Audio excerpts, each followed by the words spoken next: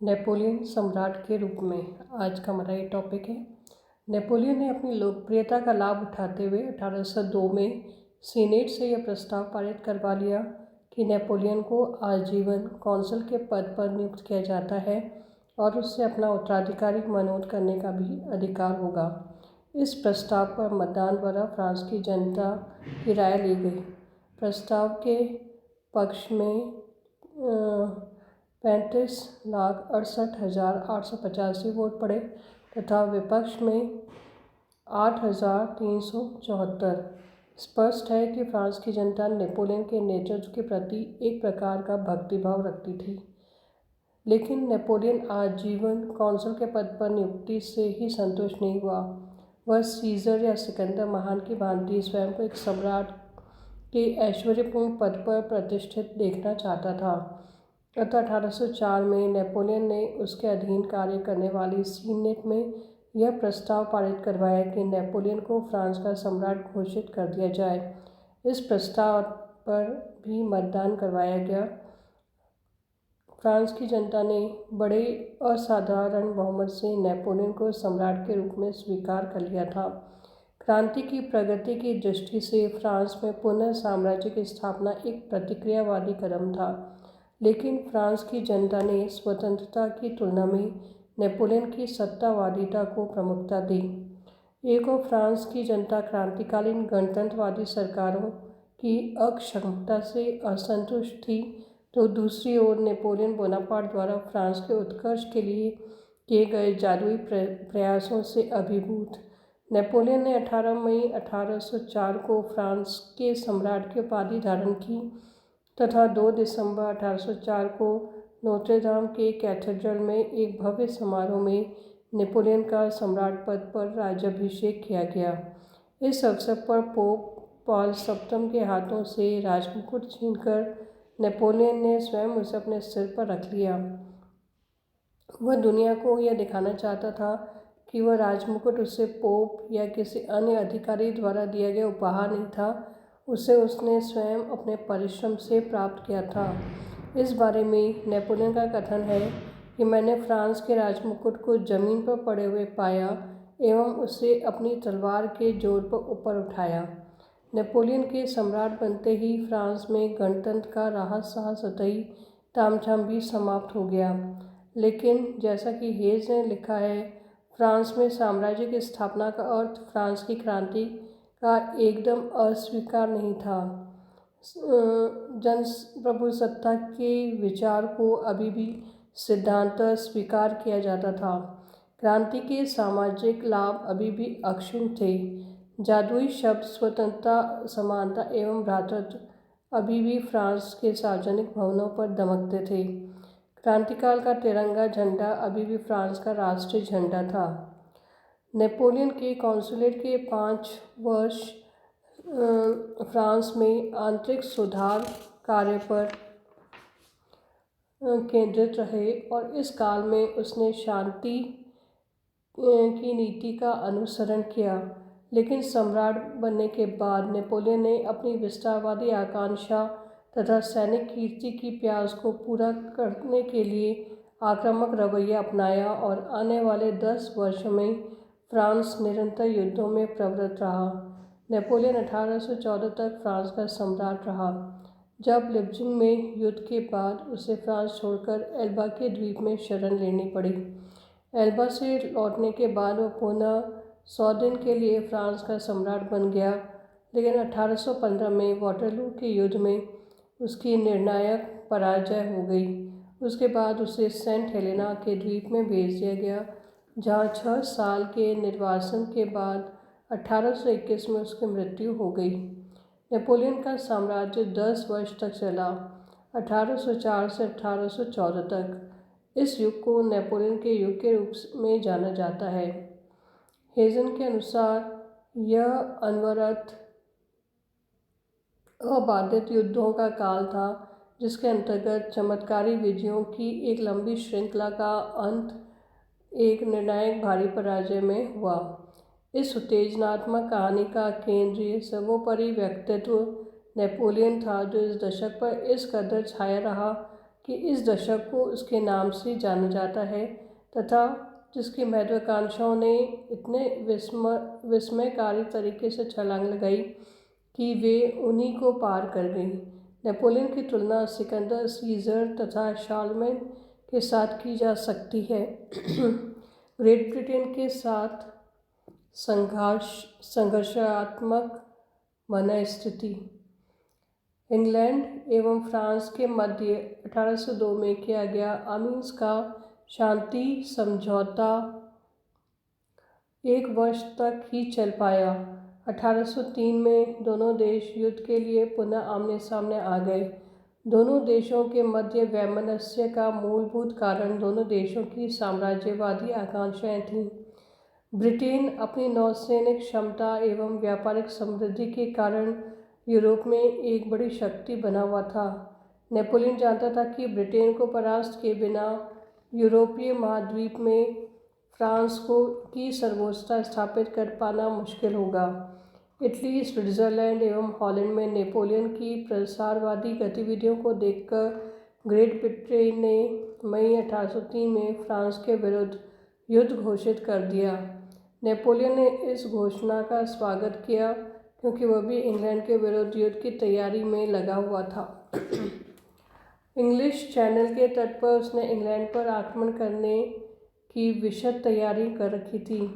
Napoleon ने बोलेग्न नामक स्थान पर अपना नौसैनिक कैंप लगा रखा था, जहां उसके सैनिक विभिन्न प्रकार के नौसैनिक वाहनों के साथ इंग्लैंड पर आक्रमण करने के लिए तैयार खड़े थे।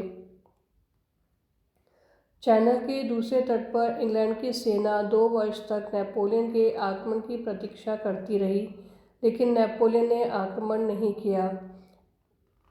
संभवतः नेपोलियन इंग्लिश चैनल के पार अपनी सेना को ले जा पाने की व्यवस्थाओं से विश्वस्त नहीं था।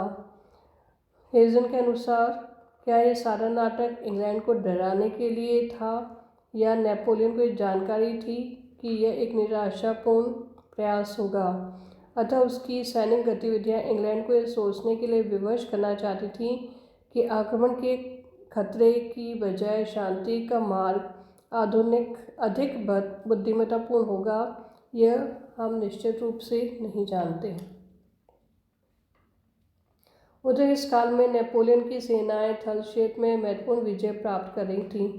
तभी अक्टूबर 1805 में नेपोलियन को यह दुखद समाचार मिला कि ट्रैफलगर अंतरीप, जो कि स्पेन के दक्षिणी तट के पास अवस्थित था, के निकट हुए एक नौसैनिक युद्ध में एडमिरल नेल्सन के नेतृत्व में इंग्लैंड की जहाजी बेड़ों ने फ्रांस एवं स्पेन की सम्मिलित नौसैनिक टुकड़े को बुरी तरह परास्त कर दिया है।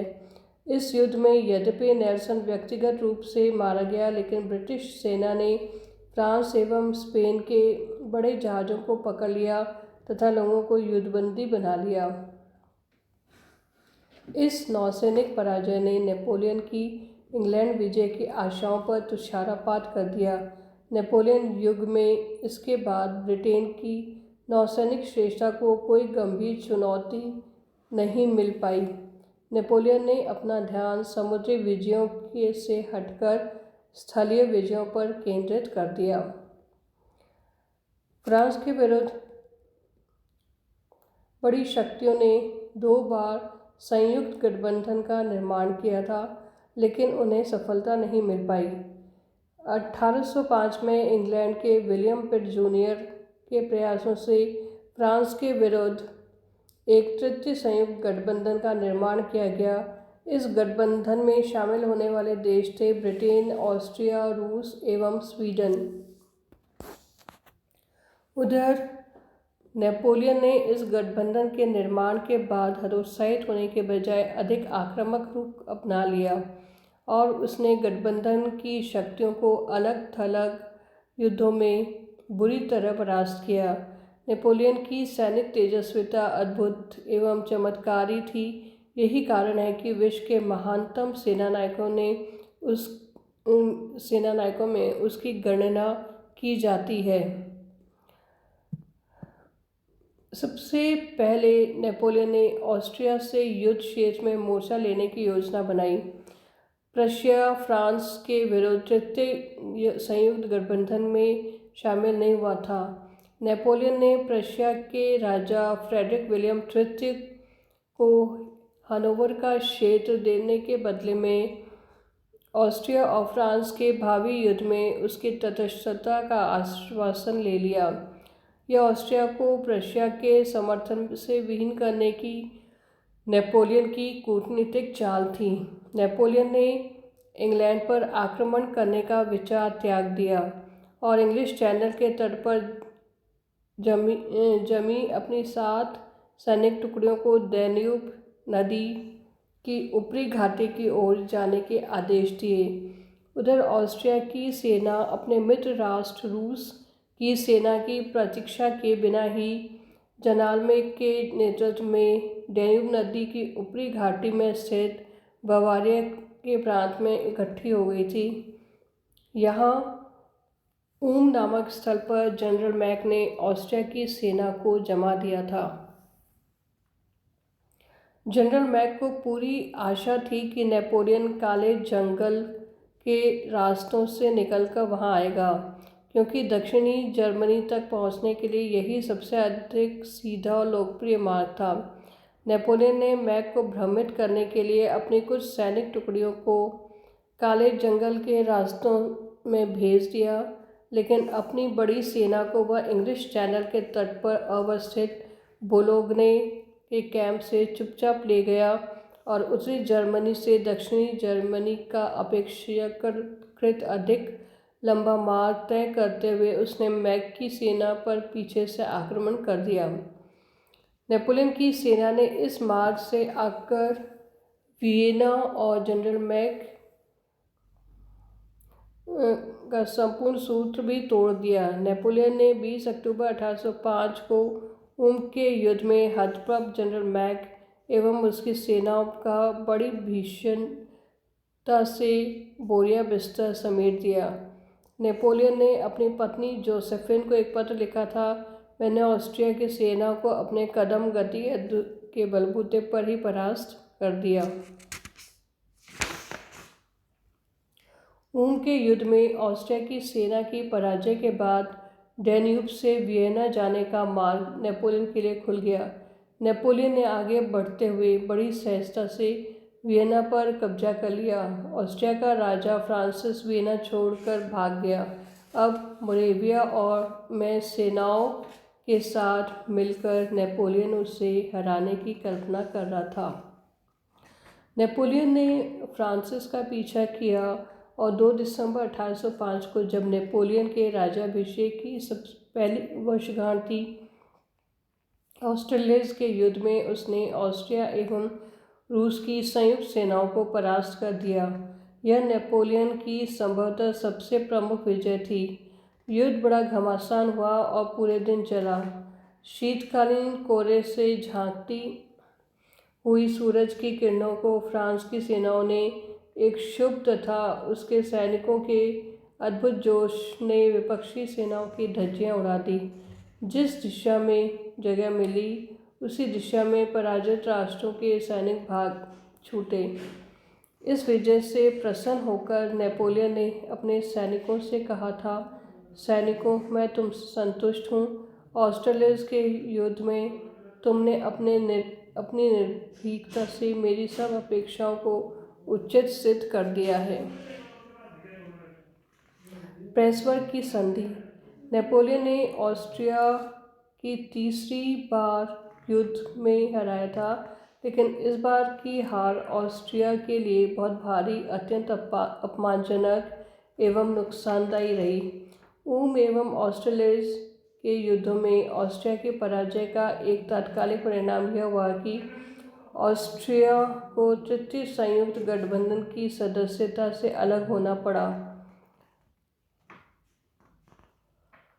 26 दिसंबर 1805 को नेपोलियन के निर्देश पर ऑस्ट्रिया को फ्रांस के पास प्रेसबर्ग की संधि पर हस्ताक्षर करने पड़े। इस संधि के द्वारा ऑस्ट्रिया को वेनेशिया का क्षेत्र इटली के राज्य को देना पड़ा, जिसका राजा नेपोलियन था। ऊपरी एड्रियाटिक के तटवर्तीय क्षेत्र में ऑस्ट्रिया के पास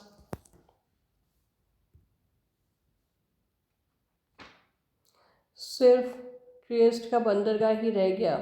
इसके बाद में ऑस्ट्रिया नहीं बल्कि फ्रांस एड्रियाटिक समुद्र की मुख्य शक्ति बन गया। ऑस्ट्रिया ने टाइरोल का क्षेत्र, बवारिया एवं वंटेबर्ग दोनों को नेपोलियन ने फ्रांस के सहयोगी राजतंत्रों में बदल दिया। हेजन के शब्दों में, एड्रियाटिक से निष्कासित तथा इटली से निष्कासित ऑस्ट्रिया को अपने 30 लाख लोगों से हाथ धोना पड़ा। इसके साथ जो आर्थिक नुकसान और अपमान हुआ वह तो और था ही। एक चक्रवर्ती सम्राट की शैली में नेपोलियन ने अधीनस्थ बाह्य क्षेत्रों में अपने परिवार के लोगों को राजा बनाना आरंभ कर दिया। 1804 में उसने 4 नए राजतंत्रात्मक राज्यों का निर्माण कर वहाँ राजाओं की नियुक्ति की। नेपोलियन ने बटावियन गणतंत्र को राजतंत्रात्मक राज्य में बदल दिया और वहाँ अपने भाई लुई को शासक नियुक्त किया। नेपाल के राजतंत्रात्मक राज्य पर उसने अपने दूसरे भाई जोसेफ की नियुक्ति की। दक्षिणी जर्मनी में स्थित बवारिया एवं वटेम्बर्ग की डचियों को भी नेपोलियन ने राजतंत्रात्मक राज्यों में बदल दिया। 1806 के बाद भी अवसर मिलने पर नेपोलियन ने यह क्रम जारी रखा। नेपोलियन के हाथों से जर्मनी के छोटे छोटे बहुसंख्यक राज्यों के संगठन एवं पुनर्गठन का कार्य हुआ। नेपोलियन से पूर्व जर्मनी में अनेक प्रकार के छोटे बड़े बहुत सारे राज्य थे। 30 मध्यम आकार के राज्य जैसे कि बवारिया, वटेम्बर्ग, सैक्सनी, बडेन आदि, 150 छोटे राज्य जिनमें बहुत से धार्मिक राज्य भी थे तथा 1500 लघुतर राज्य को साम्राज्य के नाइट्स के अधीन थे। हर राज्य का सहायक अपने क्षेत्र में भले ही कुछ वर्ग मीलों का क्षेत्र हो, स्वतंत्र एवं प्रभुता संपन्न शासक की भांति राज्य करता था। इनमें से लगभग 360 राज्य परंपरागत पवित्र रोमन साम्राज्य के प्रति आस्था रखते थे। नेपोलियन ने जर्मनी के बड़े राज्यों को नई राजतंत्रात्मक इकाइयों में बदल दिया। बहुत से छोटे एवं लघुतर राज्यों को बड़े राज्यों में मिला दिया गया तथा लगभग सभी धार्मिक राज्यों का अन्य राज्यों में विलीनीकरण कर दिया। नेपोलियन के प्रयासों के फलस्वरूप पवित्र रोमन साम्राज्य के प्रति आस्था रखने वाले पूर्ववर्ती 360 राज्य पुनर्गठित होकर 82 राज्यों में बदल दिए गए। जर्मनी के राज्यों का यह संगठन एवं पुनर्गठन नेपोलियन के बाद भी चलता रहा और इसने 19वीं शताब्दी में जर्मनी के राष्ट्रीय एकीकरण का मार्ग प्रशस्त किया। नेपोलियन ने पिछले 1000 वर्ष से अस्तित्वमान पवित्र रोमन साम्राज्य की इकाई को समाप्त कर दिया। यह पवित्र रोमन साम्राज्य जर्मनी के बहुसंख्यक राज्यों के मध्य एक परंपरागत सूत के रूप में कार्य कर रहा था। इसके प्रमुख ऑस्ट्रिया के पराजित तथा फ्रांसिस ने पवित्र रोमन सम्राट की उपाधि का परित्याग कर दिया। पिछले एक दशक के दौरान फ्रांस और प्रशिया के संबंध शांतिपूर्ण रहे।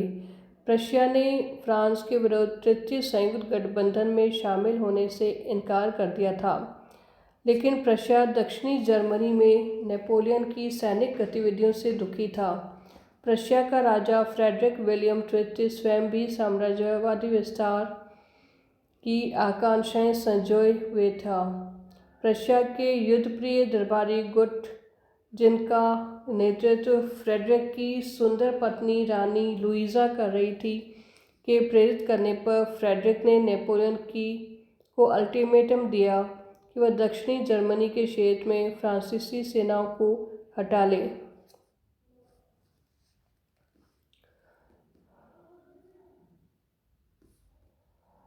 जैसा कि हेजन ने लिखा था, नेपोलियन अल्टीमेटम लेने की बजाय उन्हें देना ज़्यादा अच्छी तरह से जानता था।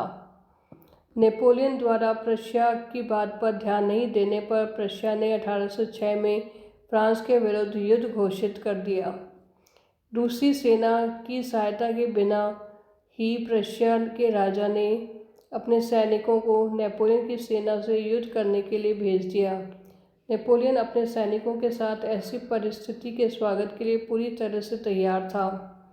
नेपोलियन की सेना प्रशिया की सेना पर बरसात के बादल की तरफ फट गई तथा जेना एवं ओरेस्टेड नामक स्थानों पर अक्टूबर 14, 1806 को लड़े गए युद्धों में प्रशिया की सेना की करारी पराजय हुई। प्रशिया की सेना का पूरी तरह से विध्वंस हो गया और फ्रेडरिक द ग्रेट के शासनकाल से अर्जित प्रशिया की उच्च सैनिक प्रतिष्ठा धूलसरित हो गई। नेपोलियन ने प्रशिक्षण के विभिन्न क्षेत्रों में ध्वंस मचाते हुए प्रशिया की राजधानी बर्लिन तथा उसके बहुत सारे क्षेत्रों पर अधिकार कर लिया। फ्रेडरिक विलियम तृतीय पूरब की ओर रूस की सेना का संरक्षण प्राप्त करने के लिए भाग गया।